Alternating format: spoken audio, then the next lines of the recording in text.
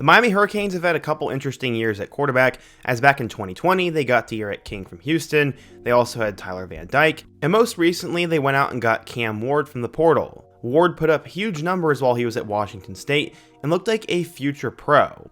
They apparently paid him about $1.5 million, but in 2025 the Canes are going in an interesting direction, as they're getting a quarterback who in my opinion is just above average and is not even worth $1.5 million, but instead they're apparently paying him $4 million. Carson Beck pulled off a stunner about 48 hours ago when he announced that he was going to be entering the portal, not going to the draft, and then signed a $4 million deal with the Miami Hurricanes. In today's video, I want to talk about this transfer. I want to bring you up to speed on who Carson Beck is and why this is such an interesting transfer, his potential lucrative deal he signed with Miami, and why overall I'm a little bit skeptical of this. But before we get started, if you're a big fan of college football, be sure to subscribe to the channel, leave a like if you want to support today's video, and let me know what player, team, topic, or situation I can cover next. Now let's get started and talk about Carson Beck to Miami. First, going back in time, Carson Beck was born in Jacksonville, Florida in 2002, and people knew early on that he would end up playing sports, but his biggest question was which one. He was one of the tallest kids in the class right from the beginning, and he was also one of the smartest. He floated between different sports when he was younger, like soccer, basketball, and football, but from an early age he decided which sport he was going to play, and that was going to be baseball. He attended Mandarin High School in Jacksonville and played football and baseball for the Mustangs. Mandarin was notorious for creating future NFL players, such as corner Tony Carter, linebacker Sam Cowart, and corner Charles James, so there was some thought that Carson Beck would be developed at Mandarin, and he definitely was. He didn't get on the field for the Mustangs as a true freshman in 2016, and when he did get his first time playing in 2017, it was just as a backup, and he hardly ever played. It didn't really bother him though, because baseball was his sport, and basketball was another sport he was putting his money in. He was a talented AAU player, and even traveled with the team across Florida and across the South, putting together some solid stat lines. But it was his talent at baseball that was the first thing that attracted colleges to him. He played both first and third base, catcher, and outfield, as well as being one of Mandarin's pitchers. He was considered the 4th best first base recruit in the entire state of Florida and for the class of 2020, and was the 19th best first base recruit in the entire country, putting him as one of the top 500 baseball recruits overall. He had an 87-mile-per-hour fastball pitch with great accuracy, and the Dodgers had a lot of interest in drafting him when he graduated. He was getting a lot of attention from SEC programs, and those of you who follow college baseball know that the SEC is the premier conference for that. As a sophomore, he committed to Florida to play baseball, but some schools had seen potential for him in football even before he did. Florida Atlantic offered him his first FBS scholarship the spring before his junior year, followed by Boston College and then Alabama, who he quickly committed to, choosing to focus on football instead of baseball. It happened like that. It wasn't until his junior year in 2018 when he cracked the puzzle and put it all together as a quarterback on the field. His sister said that he was always good at puzzles and just needed time to solve being a quarterback. She said, quote, "He just sees the colors and sees the patterns. Everything fits together, and football is a puzzle for him, and he can fit all the pieces together." Well, he solved that puzzle his junior year, as he ended up becoming the team starter and threw for 3,546 yards, 39 touchdowns, and just 8 interceptions, as he helped lead Mandarin to a state 8A championship game where he threw 5 total touchdowns. After the season, he was named Florida's Mr. Football for the 2018 season, and his recruitment exploded. He added offers from Miami, Georgia Tech, and USF, and started to get interest from bigger schools like Georgia and Ohio State. After being committed to the Crimson Tide for just over 7 months though, Georgia and Kirby Smart eventually wore away at Carson, and he decided to flip from the Crimson Tide to the Bulldogs. He said, quote, "Ever since about 8th grade, I had always wanted to play at Georgia, and that was kind of my dream school in a way. And they never offered me earlier. Obviously, I liked Alabama, Nick Saban, and he was a great coach, and I have full respect for him, but the main reason I decommitted was because of the staff turnover at Alabama that season," he said. Beck said that he had no one to talk to and didn't know any of these guys and didn't have a relationship with them, so then things took an interesting turn, and in total he had been committed to 3 different SEC schools, Florida for baseball, Bama for football, and then now Georgia for football. His senior season in 2019 did not go as well as his junior season did, but it was still fairly successful. He threw for nearly 2,000 yards and 20 touchdowns, and he finished his high school career rated as a 4-star recruit, the 5th best pro-style quarterback, and the 33rd best player from the state of Florida in the class of 2020. So how would Beck end up doing at Georgia?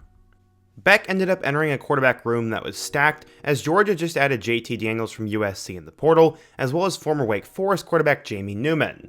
They also had Stetson Bennett and former highly rated recruit DeJuan Mathis. He would become the 5th string quarterback as soon as he got on campus, and things did not get much better after that, especially once Georgia brought in 5-star Brock Vandagriff and 5-star Gunnar Stockton in the next 2 cycles. It'd be difficult for Carson to find playing time, as he played sparingly from 2020 to 2022, only appearing in the final minutes of blowouts in order to get him some experience and hopefully keep him from transferring. Slowly but surely though, the quarterbacks in front of him started leaving, as Daniels and Mathis both transferred out of the program, and all of a sudden, he was 2nd string behind Bennett for 2022.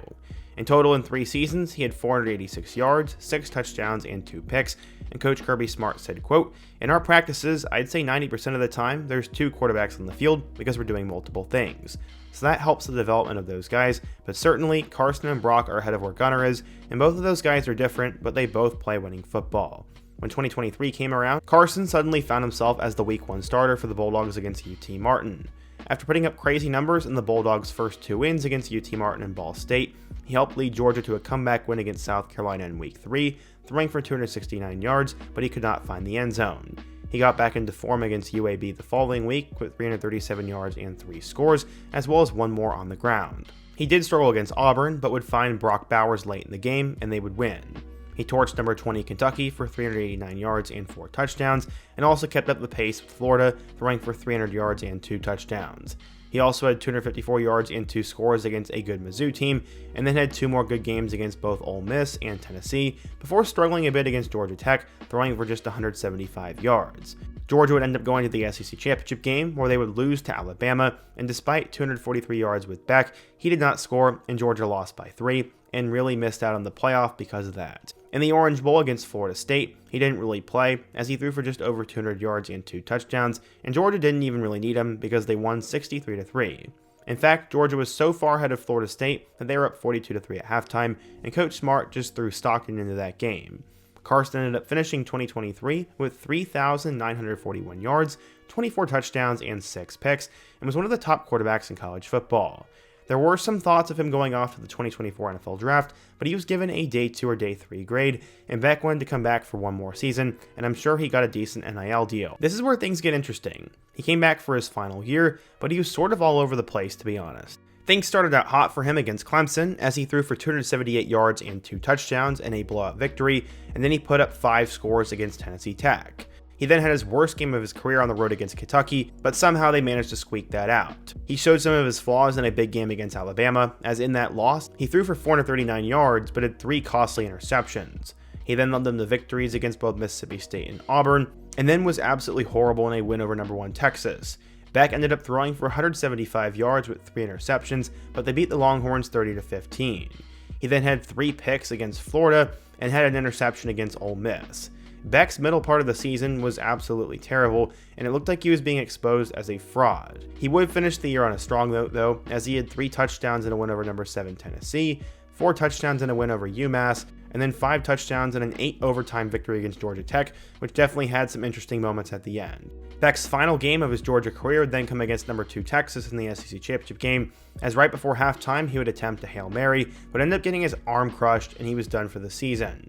He went 7 of 13 for 56 yards, and with Gunnar Stockton, they ended up winning.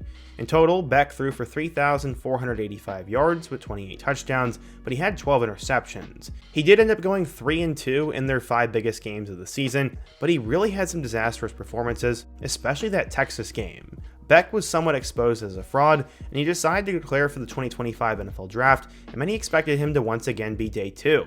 Some thought he could go number 1 overall in the preseason, but that stock had been dead. Still though, he was going to go off to the 2025 draft, but we found out about 48 hours ago that that wasn't happening. He entered the portal, and a few hours later, he was committed to Miami, and it's rumored to be $4 million. Wow. There's definitely more to this than what meets the eye, but Miami announced that he was going to be transferring there, and after going 24-3 over the last 2 years and having nearly 7,000 yards, this is an interesting move for Miami, but I'm kind of questioning it.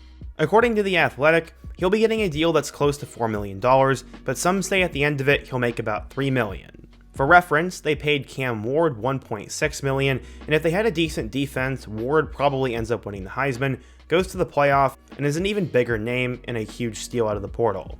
He also led Miami to the number 1 scoring offense in the country, and he only made $1.6 million. To play devil's advocate, let's say it's somewhere in the middle. Let's say he's getting paid $3.5 million instead of $4 or $3, and all of a sudden you're paying for a guy who regressed in 2025, disappeared in a lot of their biggest games, and will lose some of the big weapons that Miami already had last year. Alright, so to make matters even more interesting, Beck ended up getting hurt in that SEC championship game, and he has to fix his ulnar collateral ligament. He's coming off an injury, he regressed, and the NFL gave him not a great grade, so that's why he decided to stick in college football. How on earth does it make sense to pay Carson Beck this amount of money? Maybe Miami doesn't really have anybody behind Ward, and maybe college football is going to move in this sort of direction, but to me this is just a little bit confusing. Sure, he's a good quarterback and an above average starter, but I don't think he's worth that much money, and is there really that much upside in his game anymore? Sure, he had a really good 2023 season, but how much of that was the system, how much of that was Brock Bowers, and how much of that was also a little bit of luck? I've never been really all that wowed by Carson Beck, and I guess NFL scouts aren't either, as despite having these 2 really good years as a starter, he still isn't getting that first round grade. Besides Shedeur and Cam Ward, there's no reason why Carson Beck should not have been able to play himself into being the 3rd best quarterback, and to me, this seems like a huge stretch and an overpayment by Miami. Again though, I guess the Hurricanes feel this is their best move, as they did not get a big time quarterback out of the portal. I don't believe they have any huge recruits coming in who are ready to play right away, and then I guess you're going with a guy like Emory Williams, who literally had his arm pretty much torn off last year. It also seems their NIL collective has plenty of money and plenty of money to throw around, so I guess why not throw a flyer on a guy like Carson Beck, who was at one point a projected #1 overall pick, was a star quarterback for the Georgia Bulldogs, and has plenty of upside. Still though, we saw him regress in 2024, he's coming off of an injury, he hasn't really played all that great in big games, and hasn't shown NFL scouts or anybody that he can elevate a team. I definitely don't mean to dog on Carson Beck, but there is no way he is worth that much money. Even if it's $3 or $4 million, I don't believe any quarterback should get that kind of money, or is even worth it. I mean, heck, Cam Ward still could not get Miami to the playoff, and until they fix their defense and fix their culture, the Canes really aren't going anywhere, no matter who is under center. I thought Cam Ward had the it factor, and that's something I still have not been able to see in Beck. Still though, we'll have to wait and see, but what do you guys think? If you're a Miami or Georgia fan, what do you think of this move? What do you think of this NIL deal? And what other topics should I cover next? Be sure to let me know down below, leave a like if you're going to support today's video, subscribe if you're new, and check out all my other videos on the end screen. I hope to see you guys again soon, but until next time, peace.